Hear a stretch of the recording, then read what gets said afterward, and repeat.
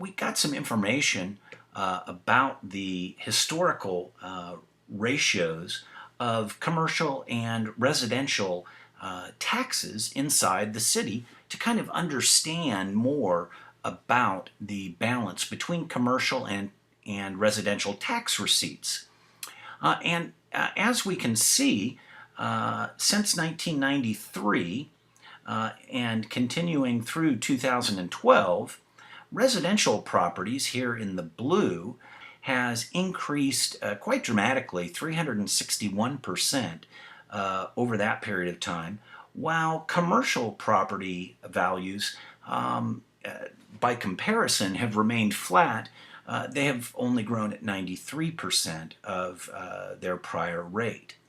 Now, another way of looking at that data is to consider what portion of the city's revenues come from residential property and what portion of the city revenue comes from commercial property.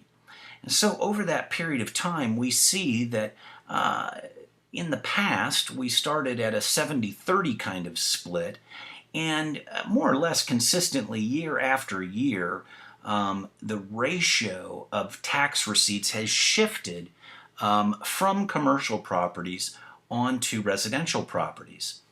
In order to kind of get a better sense of whether we're just not doing a very good job of helping our commercial properties grow in value or not, I took a look at some spot checking of individual commercial properties to see what the assessed value was and what might explain this relatively flat growth rate of commercial values relative to the residential property values.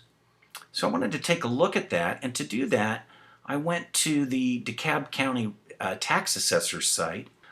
Those records are stored on the DeKalb County Tax Assessor's website, and you can put addresses in. You'll notice that it's a little tricky to find exact addresses. So in this example, I'm just doing some spot checking. One of the properties I took a look at was a new commercial development that went in. This is located at 335 West Ponce, and it's Unit G. And when we take a look at that, we see that it is this building that you all may be familiar with on West Ponce. And the commercial property in that building is appraised at $212,000. That's the appraised value. And so I wanted to take a look at the parcel, the residential parcel, the piece right above that commercial property, to see what it appraised at. And we see that its appraised value was $250,000. So the residential property appraised higher. That got me to thinking about other residential and commercial properties and how they compare. Another example is 129 East Ponce. What property we're talking about. This is, you may recognize this now as the 246 restaurant.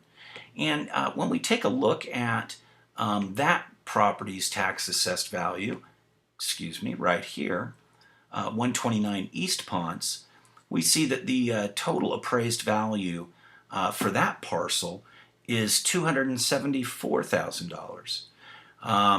It kind of struck me as a pretty low value for a prime real estate location indicator. And so I continued looking. Here's 356 through 358 West Ponce, this hip and cool spot indicator. And its total appraised value for that property, including the land and building, is $105,000.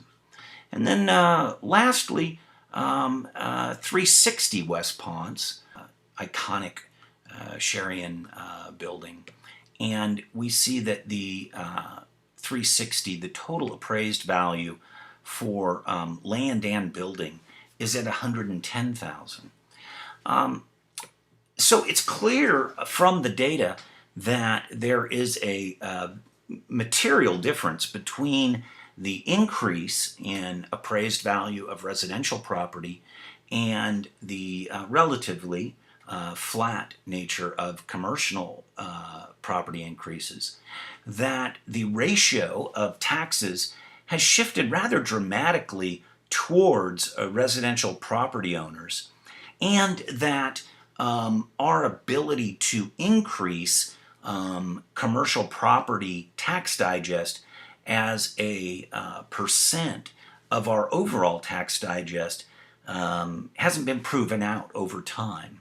The tax assessments of our commercial properties are probably not accurate and should be reevaluated.